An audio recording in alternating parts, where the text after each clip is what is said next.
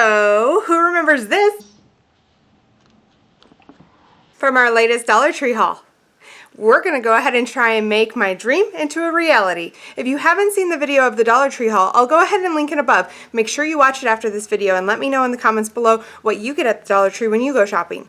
Otherwise, if you're not subscribed, please subscribe. Check out some of my previous videos and let me know what you think of them. Hi guys, and welcome to my channel where we do DIY projects, crafts, and some organization, but all on a budget. Check out today's video. So I'm extremely excited to get started on this.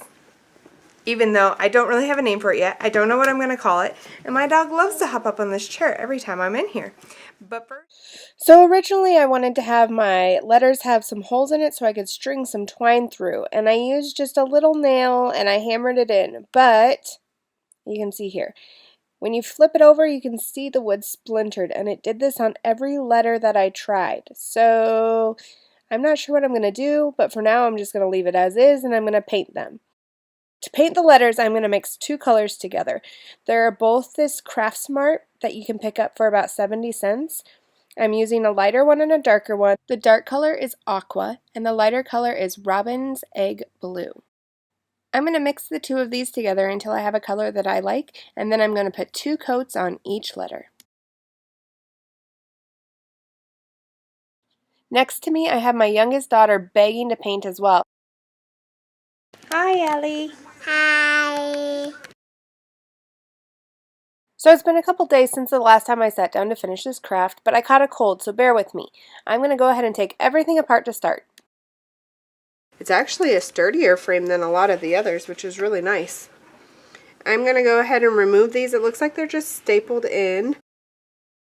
I'm going to use Waverly chalk paint in the color Truffle.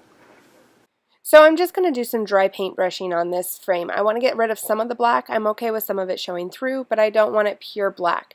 So I have a paintbrush here. It's dry, but it's stained, so that's why it's colorful. And I'm just going to kind of swish on the frame quickly. So I never like to waste paint, so I just opened this one up, and there's paint on the top here, so I'm going to go ahead and use that first. And I'm dipping it in there, and then I have a paper towel that I'm just going to kind of dot onto so that I don't get too much on here. I'd like to let you guys know that if I would have been really smart and on top of my game, I would have sanded this down because it does have a slicker edge. So it's going to be easier to scratch off. Chalk paint does scratch a little easier than other paints, but it's going to be easier even with that finish. And it does dry very fast, so a lot of it has dried down quite a bit. So I'm going to go ahead and tilt it on the sides and just continue doing what you've seen me do to the sides here. I'm going to give that just a second to dry, and while that dries, I'm going to go ahead and dry brush my letters just a touch. So here's the letters that we painted last time when my daughter was here, and I'm going to go ahead and just around the edges I'm going to put a touch of the paint, and I might like swoop a little bit, but I'm mainly going to focus on those edges.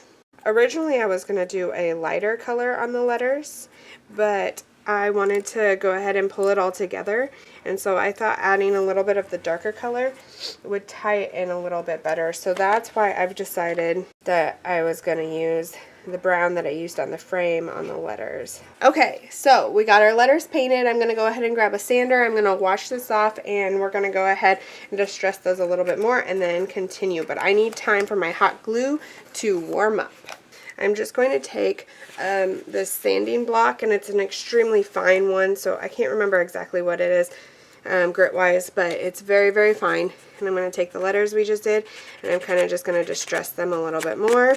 Next, we're going to try and make a bigger hole, because I really want twine to hold the letters on. We'll use this hole since I already got it. And I know this is not a hammer, but I don't know where my hammer is. It's supposed to be in my bag. Don't tell my husband. So then once I get the tip through, what I've been doing is going over to the eye, because then it'll be able to go straight down, or over to the tail because there's a little hole there too. Ooh, broke that one.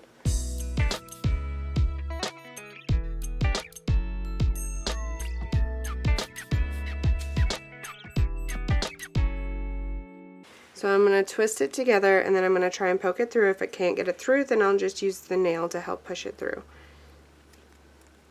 Came through okay, so I'm going to twist it and knot it up, and then I'm going to pull it tight on it. That'll be cute.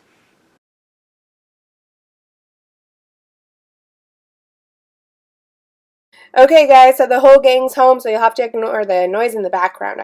But what I did next is I took some twine, just the Dollar Tree twine, and I wrapped it up the sides. I found it easiest to start from the top and wrap down to the corner. I used a dot of hot glue at the top and started wrapping. While wrapping, I didn't use any of the hot glue. I just kept it tight so it was close together and secured it at the corner with the hot glue again. Now I want to lay all my letters down so that the knot that I tied is out front and I can see how it's going to hang. You can see there's a loop at the beginning and the end of the twine connected to each S. This is because I'm going to loop it over these corners on the frame. I don't want the knots that hold the words on to come undone, so I'm just going to add a dot of hot glue to both of the ends of the S's that have that final knot. Next, I'm going to loop those loops over the corner, and I know these loops won't hold it, so I'm going to go ahead and add some hot glue to the back to make sure that the loops look like they're holding it while it really is secure with hot glue. Now I'm just adding the black back that originally came in the frame back in. I have these older clothespins, and you can tell they don't look brand new.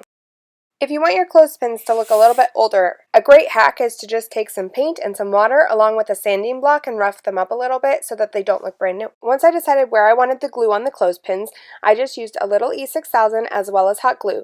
This way they would stay really steady with the E6000, but they would hold really fast with the hot glue. So now I'm going to let this dry for a second, and then well, more than a second. I'm going to let it dry for about an hour or two, and then we'll put the hook on the very back. That's going to hold it all up, because I didn't think about that when I was putting it all together. So we're waiting for that one last piece, and then we should be good to go. So I'm going to use twine for a hanger on the back. Originally I was going to braid some twine for the hook that holds this all up, but instead I decided you wouldn't be able to tell it was a braid, so I took 3 pieces of twine and just twisted them together and secured it on the back with hot glue. Here it is, all completed. You'll have to forgive the lighting. This is actually under a rack in my laundry room, but I'm loving it. I think this is super fun, and I think you could definitely make this to say pets or friends or family or anything like that. There's no way I could ever capture enough loose socks that my girls lose, but these are some favorites.